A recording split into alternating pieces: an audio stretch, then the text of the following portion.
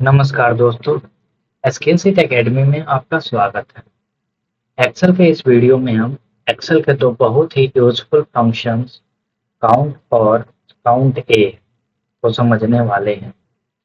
ये दोनों ही फंक्शंस का यूज डेटा को काउंट करने के लिए किया जाता है। अगर आप इन दोनों में कंफ्यूज्ड हो कि कौन सा कब यूज होता है, तो ये वीडियो आपके लिए है। तो चलिए शुरू करते हैं बिना किसी काउंटडाउन के। यहाँ मैंने आप काउंट और काउंट ए को समझाने के लिए दो टेबल लिया हुआ है। सबसे पहले हम काउंट ए को समझ लेते हैं। काउंट ए क्या होता है? काउंट काउंट में देखिए, यहाँ मैंने लिखा हुआ है काउंट जो है वो सिर्फ नंबर्स को काउंट करता है। एग्जाम्पल में 1, 45, 3, है ना, 2, 0, ये सब काउंट का काम होता है, डेट नंबर्स को काउंट करना। और नीचे मैंने लिखा हुआ है काउंट ए। काउंट ये सभी नॉन एम्पटी सेल्स को काउंट करता है, जैसे कि टेक्स्ट, नंबर्स, सिंबल्स, डेट्स, है ना।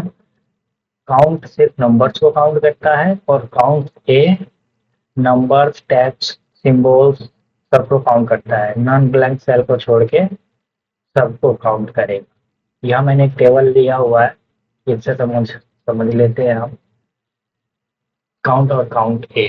तो सबसे पहले एक ये टेबल देखिए, इस टेबल में नेम, एज, सिटी और रिमार्क्स दिया हुआ है। नेम में राहुल, एज में एज लिखा हुआ है, सिटी और रिमार्क्स फॉर्म में ब्लैंक छोड़ा हुआ है। हम इसमें काउंट कर पहले काउंट फॉर्मूला का यूज करते हैं। काउंट रेंज नेम से लेके और रिमार्क्स तक दे देता हूँ, ब्रैकेट बंद, एंटर। ये देखिए, काउंट का काम क्या था? काउंट जो है वो सिर्फ नंबर्स को काउंट करता है। तो हमारे नेम से लेके रिमार्क्स तक सिर्फ नंबर्स, एज में यह नंबर्स मेंशन। तो यहाँ पे एक आ गया। यहाँ पे कितना आना चाहिए? यहाँ पे तो हमारे पास नंबर्स है ही नहीं। यहाँ पे नेम है, यहाँ पे खाली है, और यहाँ पे भी टेक्स्ट है मुंबई, और यहाँ पे भी टेक्स्ट है। तो इसी फॉर्मूला को हम कॉपी करके नीचे पेस्ट कर देते हैं। तो यहाँ पे देखिए जीरो आ गया। यहाँ पे कितना आना चाहिए? यहाँ पे भी एक आना चाहिए, क्योंकि हमारे एज यहाँ पे मेंशन है, बाकी टेक्स्ट है। कंट्रोल डी कर दीजिए, एक।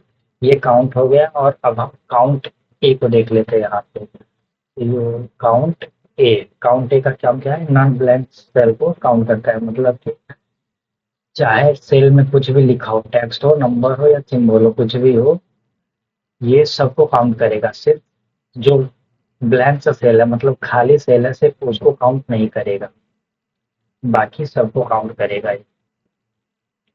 अब ब्रैकेट बंद कीजिए, एंटर। ये देखिए, और इसको आप डबल क्लिक से लेके आ सकते हैं।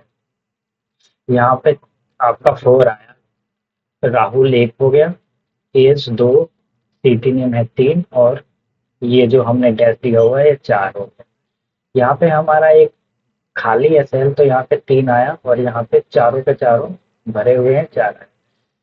मैं यहाँ पे आपको एक देखिए डिलीट कर देता हूँ। यहाँ पे तीन हो जाएगा, और यहाँ पे एक का एक ही रहेगा। ठीक है, कंट्रोल जेड कर लेता हूँ।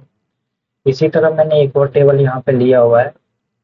इसमें भी मैं आपको काउंट और काउंट ए यूज करके दिखा देता हूँ। यहाँ पे इक्वल का साइन दीजिए, काउंट लिखिए, और अब की बार मैं रेंज को इस तरह लिख रहा हूँ, ब्रैकेट बंद और एंटर। यहाँ पे जीरो क्यों आया?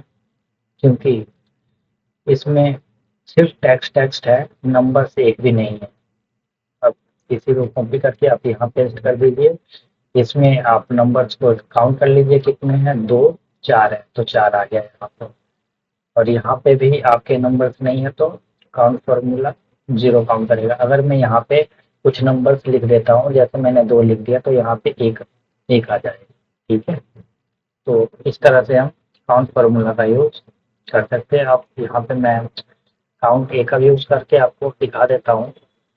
काउंट ए वैल्यू में हमने नेम को ले लिया, ब्रैकेट को बंद किया और एंटर। 5 आ रहा है, 1 2 3 4 5, नेम जो है वो 5 है। आप इसको कॉपी करिए और आगे पेस्ट कर दीजिए। यहाँ पे एक आपका सेल एम्प्टी है इसलिए यहाँ पे 4 आ रहा है, और यहाँ पे 2 से 1 खाली है इसलिए यहाँ पे 3 आ रहा है। अगर आप यहाँ पे कुछ भी लिख देंगे, ए बी सी कुछ भी आप लिख देंगे तो यहाँ पे 4 आ जाएगा। या तो आप यहाँ पे 1 2 कुछ भी लिखिए, यहाँ पे 4 ही रहेगा। या तो यहाँ पे हाइफन लगा दीजिए या कोई सिंबल ही मान लीजिए, मैं लगा देता हूँ @ लगा देता हूँ, फिर भी ये इसको काउंट करेगा 4। काउंट और काउंट ए एक्सेल इंटरव्यू में अक्सर पूछा जाता है, दोनों में डिफरेंस क्या है? तो हम ऐसा बता सकते हैं, काउंट जो है वो सिर्फ नंबर्स को काउंट करता है और count A non blank cell को काउंट करता है, मतलब एम्प्टी सेल को छोड़कर सबको ही काउंट करता है, चाहे वो टेक्स्ट हो, नंबर हो, सिंबल हो। Thanks for watching.